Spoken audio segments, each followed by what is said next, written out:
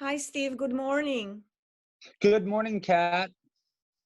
And I have such a distinctive pleasure to talk to you today. And I am so grateful that you accepted the invitation to talk to me.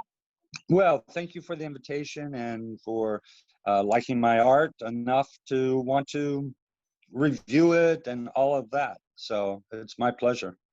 You know, liking is not enough. I absolutely adore your art. Oh, wow, that makes me feel very good. Thank you, thank you, thank you. So I'm going to talk a little bit how we met. So Okay. just before pandemic really hit us hard, and Yes.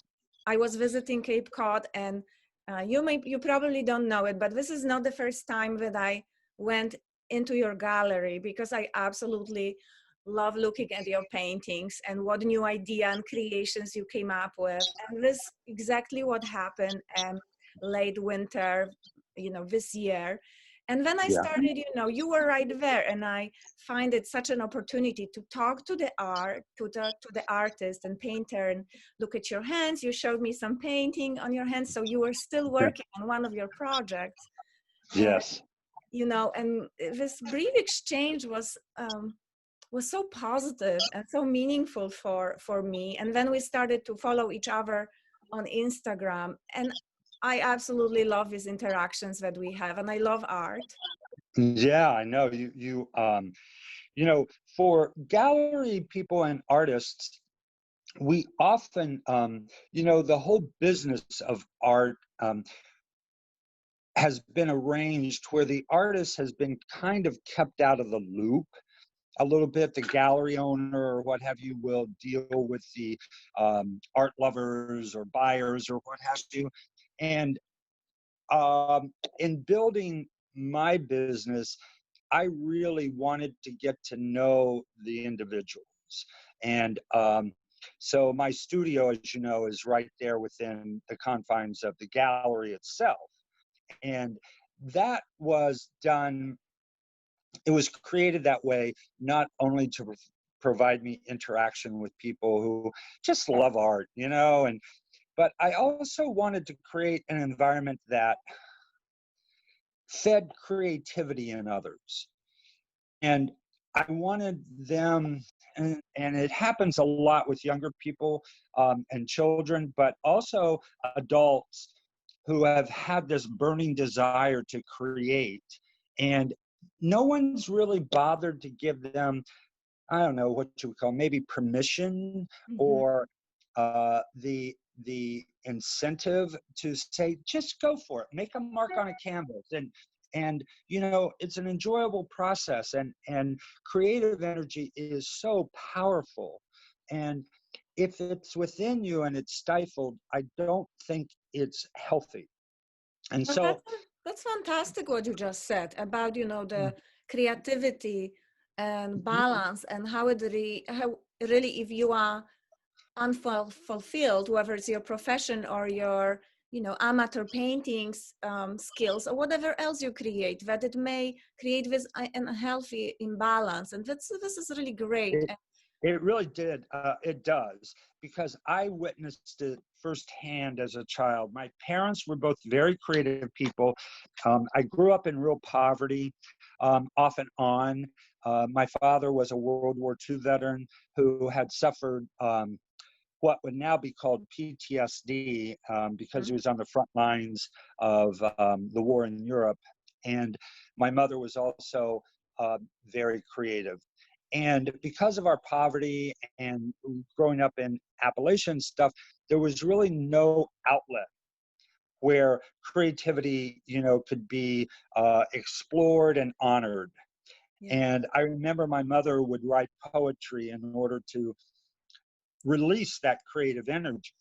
And my dad ended up being a builder, and he was very, very visual.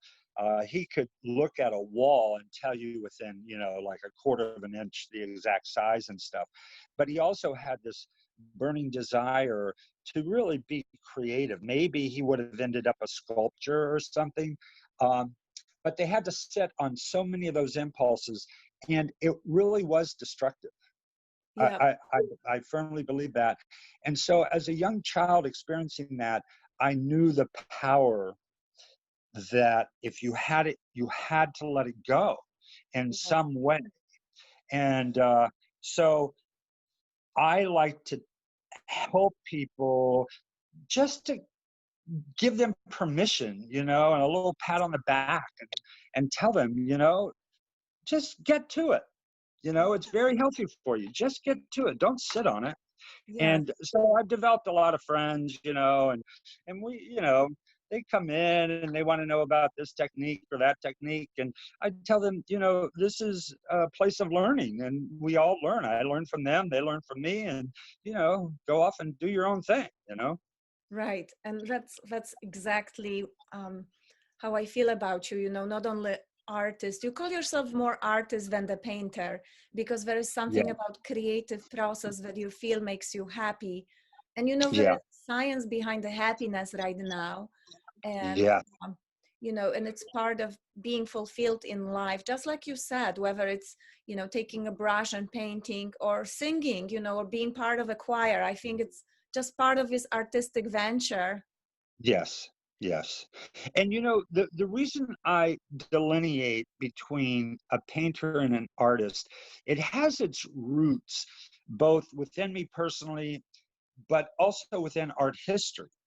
And the great movements in art have happened when a creative person may have started off as, let's call them a painter, when they broke the habits of painting Mm-hmm. and took it into a new realm for themselves. The most easily identifiable story within that context is Picasso. And Picasso, he was a fabulous painter, but he started seeing the and experiencing the wonders of letting go. And he was around, one of his best buddies was George Braque. And George Braque was actually the father of Cubism. And Picasso, got liberated because of what Braque did with the first Cubist painting, which was more of a cityscape. And so it fed Picasso's artistry. And Picasso had been trained by his father to be a painter.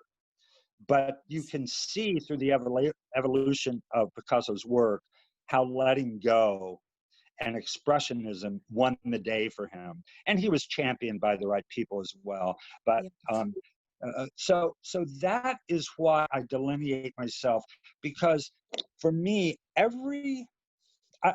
have a strong literary background. I'm no literary genius by any means, but I've always been a writer, and I've read a lot, even as a child, and it helped my brain develop into being more conceptual. So every image I create or decide to create has a story or a concept to it. And the technique I use is the technique I have chosen to best implement that concept or demonstrate that concept. And that's where the artistry is, And it doesn't always have to make sense, And thanks goodness for Picasso freeing himself, because Yes. look what happened next.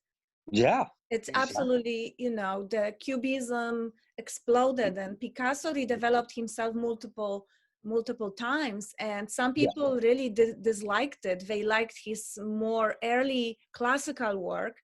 I love the Cubism. It's absolutely something It so changed the art creative. world. Absolutely. And when Picasso and Matisse, they were great rivals. And that's because the Steins, Gertrude Stein, started championing Picasso, and she later adopted Cubism into her writing. So it became a movement across intellectual thought. And Matisse was being championed by Gertrude Stein's brother and sister-in-law. Modernism has its roots in African art. primitive art. And once you understand that, you can start seeing how it translates, because it's art naive, what they call art naive or art brute. And Picasso really pushed himself to being less formal and to disavowing the formality of painting. Yep. And I live on Cape Cod. So here's the thing on Cape Cod, as you know, there are some marvelous painters, but they aren't necessarily artists. And we art people here on Cape Cod, a lot of us are friendly and friends, and we, talk or look at each other's works and things like that. Some are more giving than others, but that's okay. But we are constantly aware of the painters who are here and the artists who are here. Yeah. And so there is a difference, and I really try to educate people, and especially young people who are, well, I should say established people too, who are looking for direction, and I try and teach them or educate them about letting go. Yep. Like Picasso let go, and Matisse let go. Matisse, he adopted Cubism in a different way, and using the African masks, he started looking at them as more geometric shapes, and that's why you see a lot of his what is the one piece called Blue Woman, I think, which is her limb is separated from her body, but the shape makes sense. And forgive me if I got the name wrong, but once you know the art history, you can start seeing how these two played off each other. And of course, Matisse would write and say, "Oh, Picasso visited my studio. Let's see what he steals." Yes, Yeah. but what a beautiful rivalry, and how much we all benefited from it. And I know. do you call it rivalry or competition, just to get Yeah. better and to be Yeah. more on the edge of the creation and of the Yeah. art? And Yeah. it's interesting you mentioned that you also like writing, because part of your degree during your education was journalism. Yes, I have a master's in journalism. Yes. And how that all came about was I started creating at a very young age. I was, from the time I was in kindergarten, like I was determined to create. And then by the time I got to college, well, I would do painting and things like that as a child, but my family honestly was so poor that they couldn't afford supplies. Yes. And so, here's the tricky thing, and this is what I like to teach kids and adults. You don't have to have the best supplies to create. And if you've ever seen the found object sculpturing by Picasso and Cy Twombly and those, you come to realize that it's what is at hand that allows you to invent yourself, and too many people, I spend a great deal of time trying to undo the damage teachers do to students. By the time they're 8 or 10, they have this preconceived notion of what a painting should be, and it totally has killed their creativity because they're so intimidated by not painting like Holbein or these masters and Sargent, and I'm like, no, that's not what art is, and but so anyway, I ended up, I was one of those dual brain kind of Yeah. kids, and I could write well, and I was always a good student. Just by nature, very curious and kind of a people pleaser and things like that. But in the first grade, I happened to have read a sign by our local museum in Canton, Ohio. And, here I was in the first grade. I read this competition and for an art show. And the winner would get their art featured in a museum, and So I told my parents that I had to enter this contest. And, you know, my parents were not educated and had no money, but somehow they managed to find some old house paint. And I painted a piece called Angels in Heaven. And I had never seen paintings before, but I painted from my imagination. And the competition included adults, and I won. And so I was like age 8, I guess, or so. And so that set me on a path that kind of understanding myself, you know, Yeah. as an artist. And to make a long story short, by the time I got to college and I registered as an art major. And I was taking classes where the teachers were more about turning students into painters of exactness. Hmm. And the rest of people like myself, we had no room, no place to go. We had no encouragement because I was already formed. I knew about expressionism. Yeah. I knew the power of it. And doing enough reading, I kind of understood that letting go is how you excelled as a creative spirit. And so I dropped out of that program. And because I was a writer, I majored in journalism. And Hmm. then I ended up getting a scholarship for a master's degree Hmm. under a famous journalist at the time, and his name was John, and his last name escapes me. But anyway, they gave me a scholarship because I had excelled as a writer, and I minored in art history. And I'd taken some minor courses, undergraduate art history. And here's the interesting thing, and I tell students this and adults all this: every morning, spend an hour or two going through art. Look up Picasso, look up Matisse, look up any, you know, Google contemporary artists or Google the master artists. And you read about them if you want to, but just go through. So you start getting and developing this kind of visual encyclopedia of art. And what that does is you don't want to copy them. What you want to do and seek out is, oh my gosh, I have permission to be the artist I want to be. Yes. And so I do that every morning to this day. And it is very liberating. Some people don't quite understand. They don't quite get my message. You know, you don't look up Picasso in order to repeat Picasso. You look at Picasso in order to get inspired, you Yes. know, and to But give yourself permission.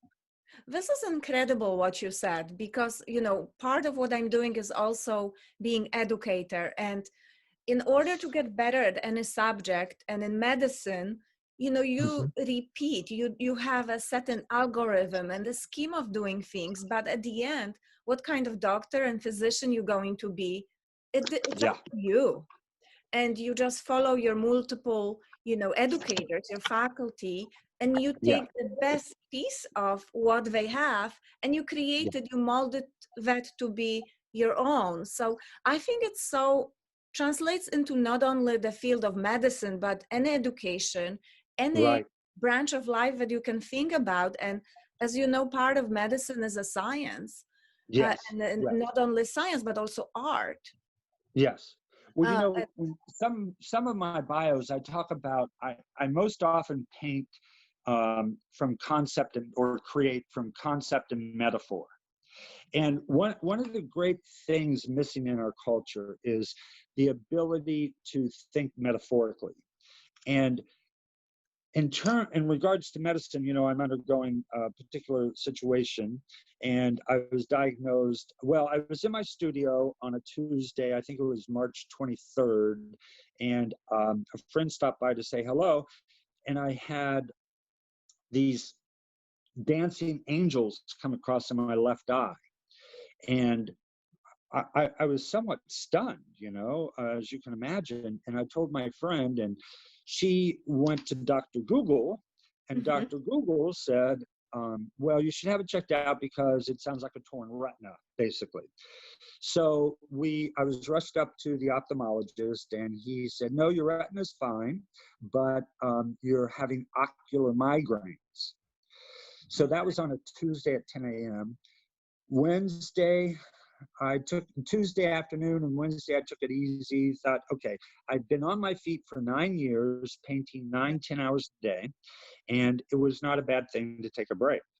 And Thursday, I had more ocular seizures, but also a headache. So we reached out to my primary care physician, and he said, you must be up here tomorrow morning, Friday, for an MRI.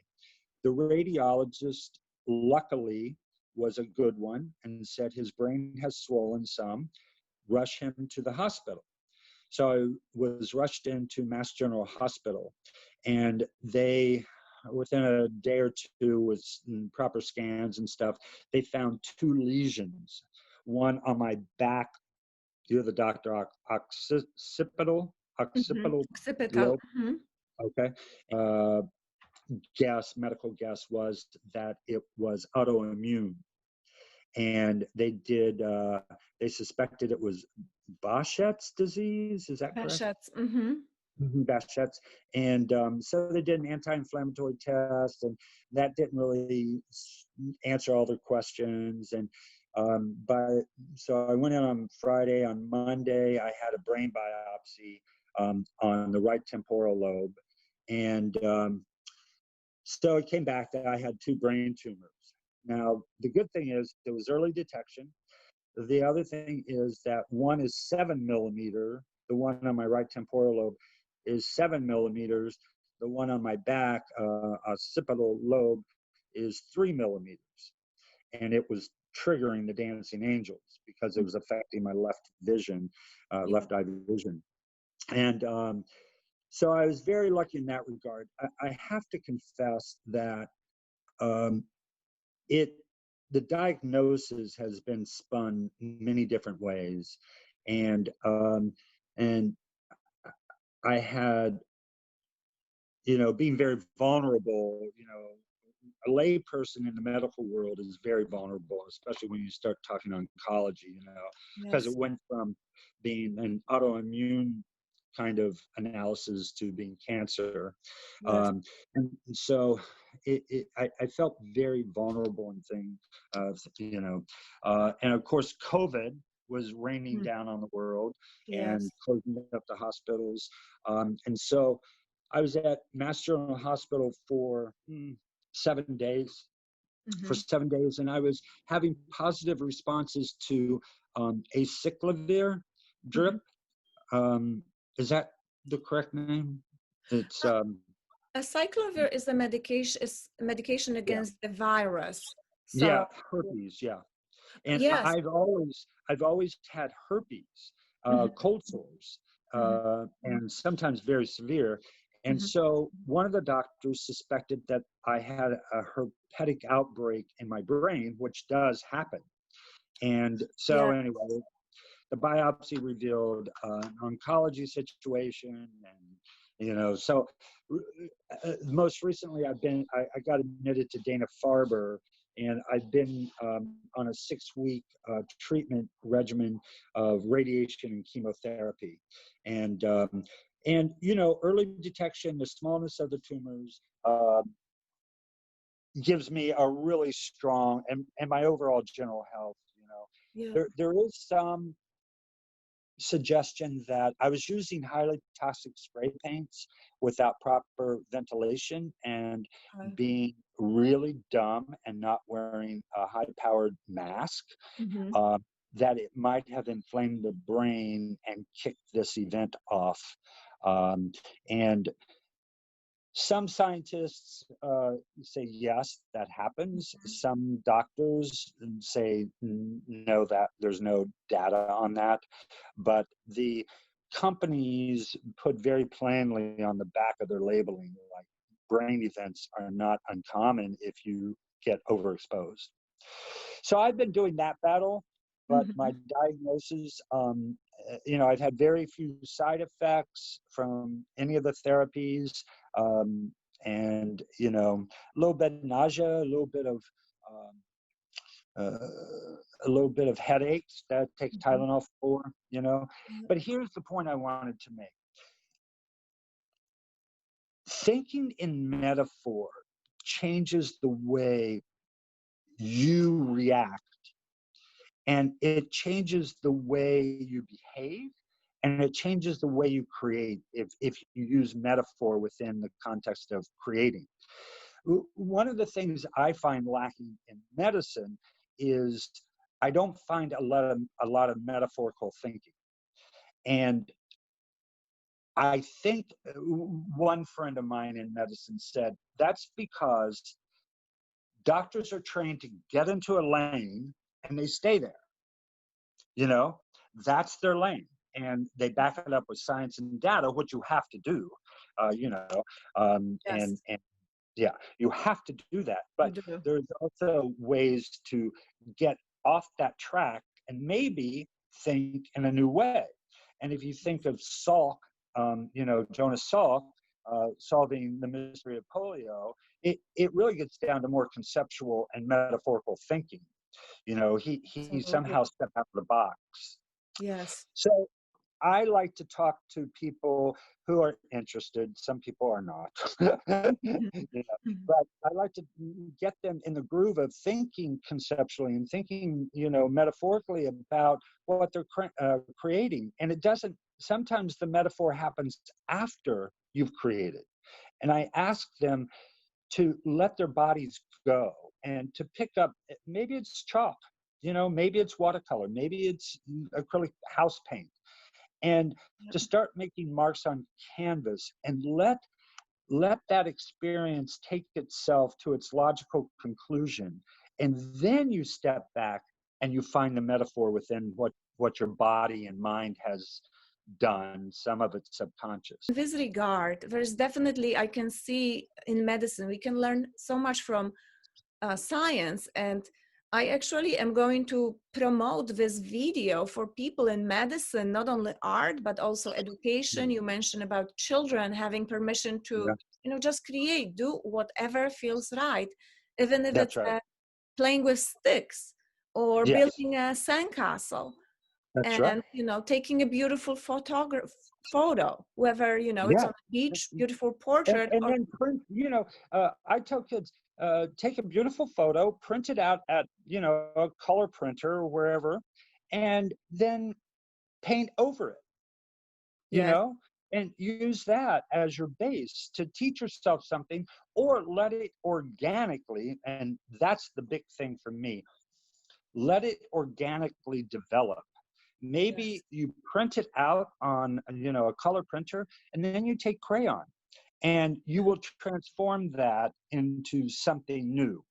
And the best example of that is, I'm not for sure if you're aware of him, but Gerhard Richter, who is the greatest living painter in the world right now. Um, you know, uh, and not to debase it, but his paintings sell for, he sold a painting off his easel for $24 million, and one of his abstracts. And right now, the latter part of his career is all about abstraction. And but if you look back through Richter's career, you'll see these different movements that he's done within himself in order to exercise his creativity and to honor new ways of thinking.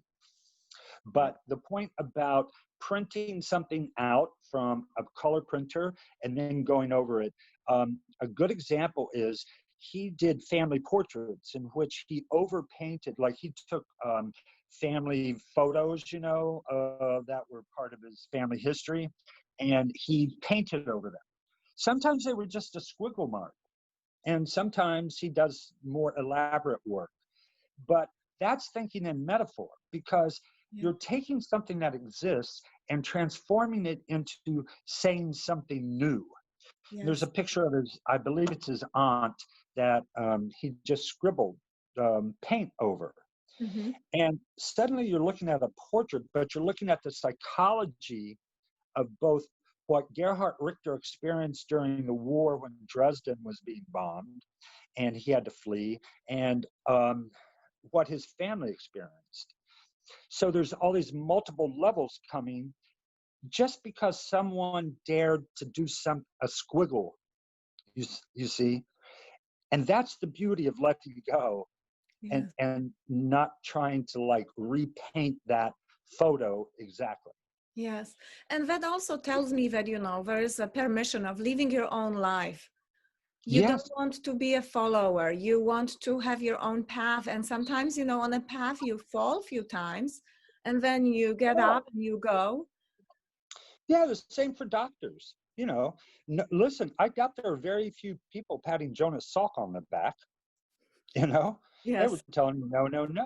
Right. They told Einstein no, no, no. A lot of Right. Einstein's work was based on metaphorical thinking. You know, Right. um, Absolutely.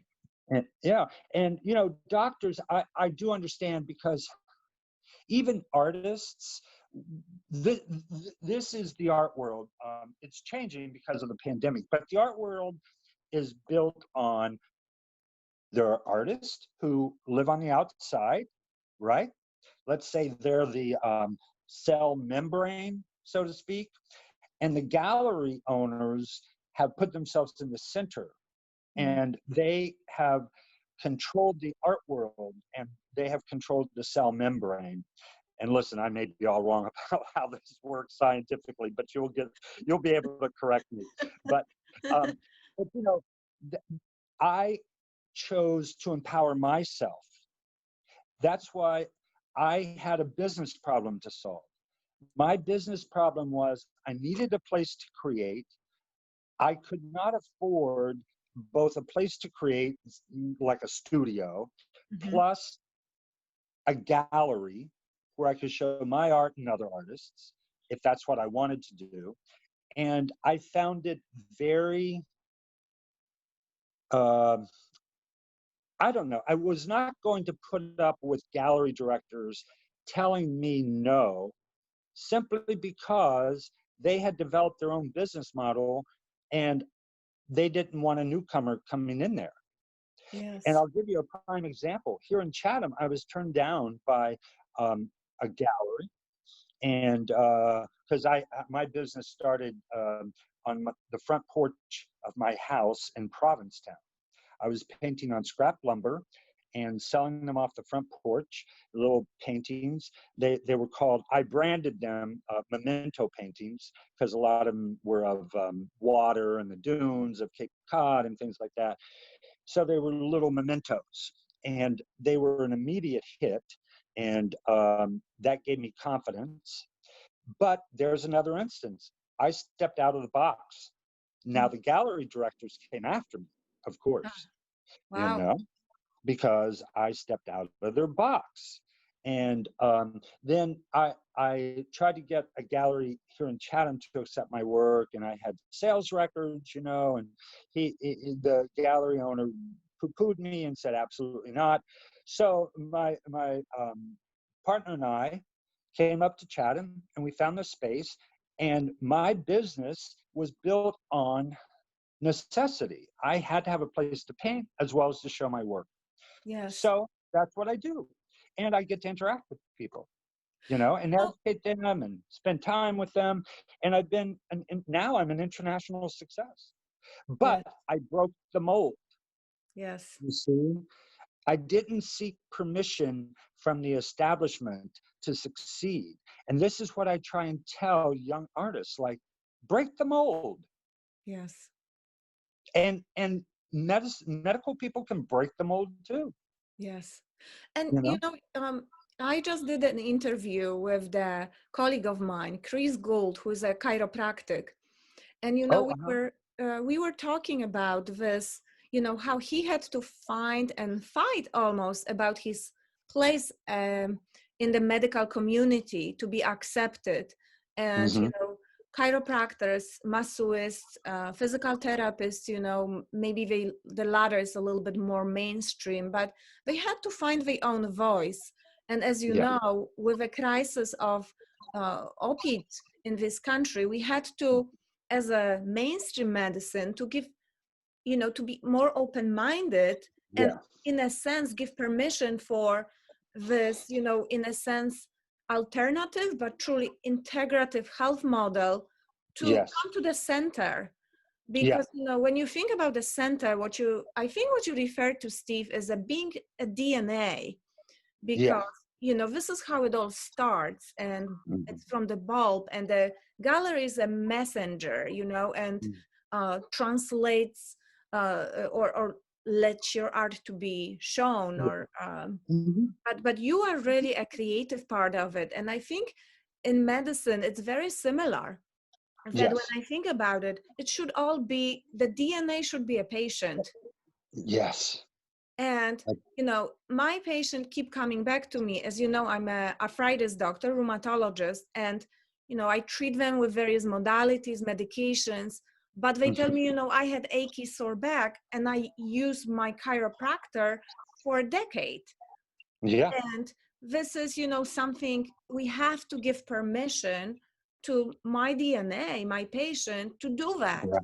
and to Yes. accept it and to Yes. collaborate with my colleagues, just like, Mhm. I wanted to listen what Chris has to say, because I want to learn from him and give myself, medical community, permission. This is okay. This is, if we're Yeah. doing something, the service for patient benefit, and of course we need evidence and a science, Sure. but Sure. that's gonna come. But So here's the thing, to that point, like, how could a doctor be so willing to separate the whole health of the patient into the segment like their specialty, like that integrated approach? You know, hey, a chiropractor does wonderful things. He yes, aligns the body. He gets things moving in the right way. He or she helps the body. So to combine that with a more standardized medical protocol, you're just helping the patient more. yes, And the same thing with art. You know, um, there's this huge discussion about art sales being on the downtrend because of COVID and all this stuff. mhm, Well, why were they not thinking in years? Why were they not thinking ahead? You know what I mean? I've been wonderfully successful throughout this whole period with the COVID, but I've always pushed like the basic business model. Like I was never in the old business model anyway. So yeah, migrating yeah, into a new one I was ready, yes. and people have responded because it fit their DNA. Yes, that's You know. fantastic what you said, because this is, look what happened with medicine. We had to go from day one, from day zero to next day, to using telehealth, Hmm. communicating, doing video visits. But when you think Yeah. about it, Steve, the telehealth in the capacity of technology and truly some science and evidence, that's been Yeah. here for 2 decades. I know. And they're suddenly acting surprised, like, this kind of works. Well, of course it works.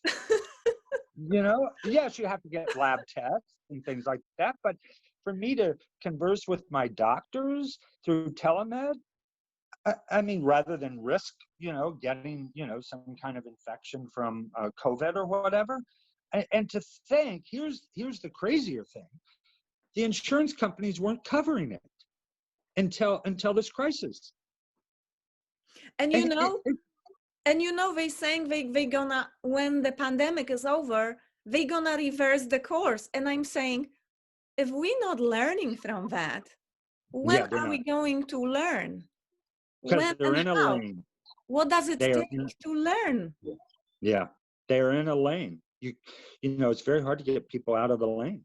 You know, they in businesses, insurance companies are just, you meet the middle managers, and they're just trying to meet last year's numbers, and they can't imagine how reinventing the business model can help them do that. And But it's you know, because they're Steve, not. but Go you know, ahead. Steve, to that point about, insurance being the middleman, it also tells me about, like gallery owners you did Yes. something, and at the end of the day, they will follow. And I Yes. think that other than being, it doesn't have to be revelation or revolution. If Yeah. we sit down at the same table and put, and really look at this patient as DNA, this is going to make sense for everybody, Yeah. including insurance companies and doctors, those who are, Yeah. nayers, to do it. Yeah. Go ahead with Yeah. that and continue Yeah. that, just like what you I did with know. your art. Yeah. I have since had, I guess within the last 3 or 4 months, since COVID first made the news, not when it became it was a pandemic in China already, but not here yet. Yeah. I've had a few gallery directors who were interested in my work, very prestigious galleries that I would be very honored to show at.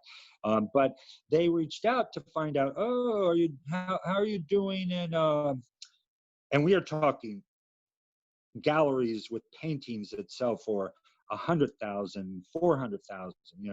They reached out to find out, oh, what's going on? How are you surviving the pandemic? My sales have been through the roof. And they're like, how is this possible? And I said, I have built relationships, or I do it through language in my email and with the art I present. And if I was forced to provide an assessment about the type of work they show, like, that work can be found lots of places, and I never really present work that you could find anyplace else, as you know from looking at my gallery. I Yes. have this one series I do called Silver Sails, and it's silver leaf of sailboats, and they're somewhat abstract. I do them in gold too. They're called golden sails, but I'm using this as an example. Maritime painting within the art world has been a staple. I mean, as far Yep. back as you can look, Yep. maritime painting is just one of those things. Well, along comes Turner, the great English painter, and he was bored to death with it. And so he started adding some abstraction. And he was a painter. Turner was a painter, Yep. but he turned himself into an artist because he Voila. started, yes, voila. He turned maritime painting into abstraction. And And it has elements. hallelujah, also, Steve. Yes, Hallelujah. yes, yes. So I have always, this is on record, I have always hated maritime painting because it was the same old painting over and over and over again. But I knew as an artist that looking back, I I needed to be able to look back and see that I addressed this genre of art history. So one day, after some thinking, I sat down and, borrowing from visual skills and how I wanted to present maritime painting, I came up with these silver sails. And they're silver leaf on drips of blue and things like Mm, that. They I both love those. they both read abstract as well as representational simultaneously, which a lot of my work does. It's kind of a bridge. And they have become a very important piece of my art life and art career. Yep. And so the point is that, thinking in a new way like Turner did, you step out of the box and you recreate an old genre. And for me, disliking maritime painting, but I stepped out of the box and did something else with it. And yet I'm referencing something old. Medicine can do the same thing. Insurance companies can do the same thing. You can reference the old model, but Yep. bring about new brilliance. Yes. And here's the other thing. Business people forget to abstract, because when you abstract, you are forcing a new intellectual thought into a paradigm that is kind of rotting. You know, it is rotting from Yes. age. So how do you get in there? And I teach people, like, get in there with your fingers and smear it up, you know, and then look at what you have. Because sometimes after the process is when the reveal happens. You don't have to plan what you're doing. Let it reveal itself to you. Yeah. So just kind of philosophical thinking here, but you know, what you said also refers to, you know, just what you said, your thinking translated into the new art that you felt comfortable creating, but also you find your audience. And then, you know, people who buy your art or who visit your gallery and appreciate your paintings, this is generally what's going to push you forward. And yes. the way I'm thinking about it, it can also be used in medicine, because at the end of the day, if 90% of my patients are telling me, you know, I really want to see you, but I want to see you through telehealth, the Mm-hmm. patients are going to move it forward. Yes. Yes. Because, you know, if patient doesn't come to the office because they're afraid, because, you know, Yeah. in rheumatology, I have a lot of patients with weak immune system. And Yeah. actually, it's interesting when you were talking about Behçet, or some people refer to it as Behet, Oh. named after the Uh-huh. Turkish doctor. You know, Mm-hmm. a lot of these people are on medication that make them very vulnerable, just like you are right Yeah. now, to Yeah. infections. So Yes. they want to see me and continue care, Yeah. make sure that they staying on the right path, but they want me to be creative and doing in a way that permits both of us this proper way to communicate and heal and treat. Right. And I Yep. also want to say, Steve, that I am so humbled by you telling me the story about, you know, your experience, about your diagnosis. I think it's so brilliant that you are sharing that you're showing your patient perspective about such a difficult time that you're going through. But also, you know, there's so much light that shines through you through your past, present, and the Oh, thank you. future. I want to keep talking to you forever, and I hope that this is not the first Uh-huh. time we talk. No, it won't be. And, you know, Steve, I want to finish with just talking to you about one paintings of yours that keeps staying with me, and I keep coming to that, and it's called Woman in a Garden. Yeah. I'm very drawn to female figurative work, and so sometimes, and especially with the Temidar I take and things, my memory, it's very good. My recall is, but Let me see if I can show you. sure. Do you see? Oh yes, yes, yes, yes, yes. That's a relatively new piece. Yes, yes, and it's quite large. Yeah. It is beautifully large. And this is what you said when you posted on the Instagram. You said you've been reworking on this for quite some time.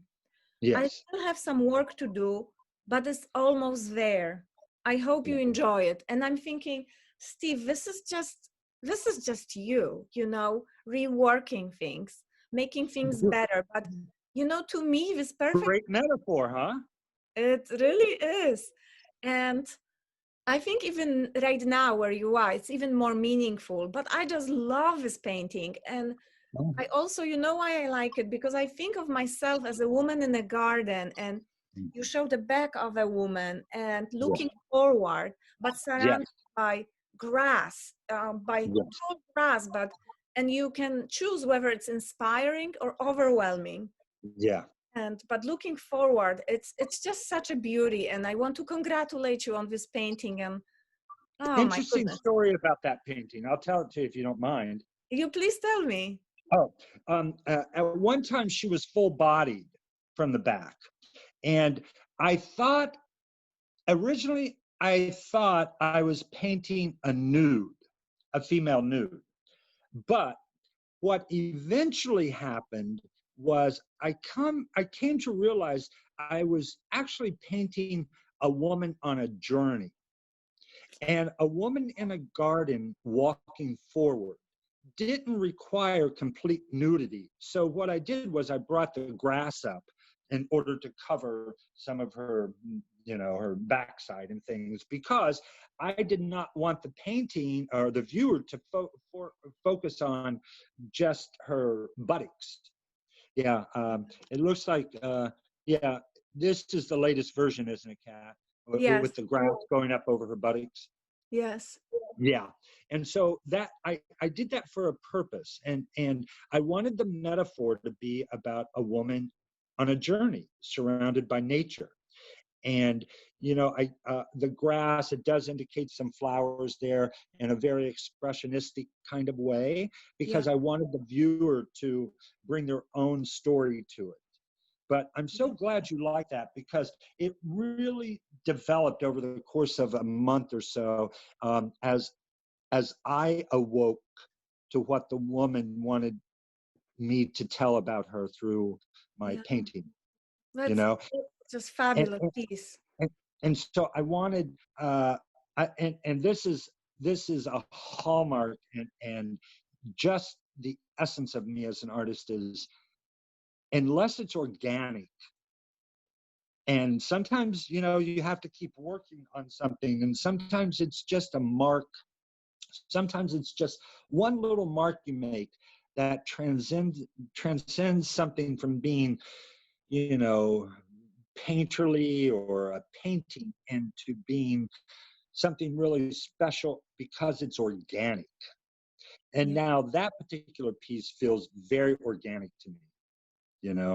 It told its story, and I Yeah. was facilitated, to bring that story to life. It's beautiful. Do you still have it? Or Oh yeah, you no, still no, have it? no. Yeah, Are you yeah. thinking about working on it a little bit more? I don't think so. It's pretty organic. It's Yeah, yeah. gorgeous. It's Yeah, gorgeous. it's in my studio. As it was finished not long before, or yeah, the pandemic hit. I had finished it not long before the pandemic hit, so it's not been seen by very many people. So, I've really had the opportunity and the luck, and what I call the gods of paint have allowed me to kind of change art buying on Cape Cod. Mhm. And from some of my work that I can really do really different kind of things than you would typically find here. And I'm very lucky that I've been able to educate the audience, or the educated audience has found me, and I've converted people who thought art was one thing. I've converted them into realizing art is a great many things. Yes. And for instance, that piece, it doesn't have to be a female nude. It's a woman on a journey, Yeah. you know? And so hopefully it'll get good response, you know? Yeah. And it's great. And I think that this is a perfect ending to our Okay. conversation, Steve. And it was such a pleasure. And I wish you the best of luck, and I hope you're going Well, to do well. And as you know, I will be checking on you on Instagram. I know. We'll say hi, and feel free to send me a text now and again. But I feel very honored that you wanted to chat with me, and all that. I'm touched beyond belief. Thank you so much, Steve. And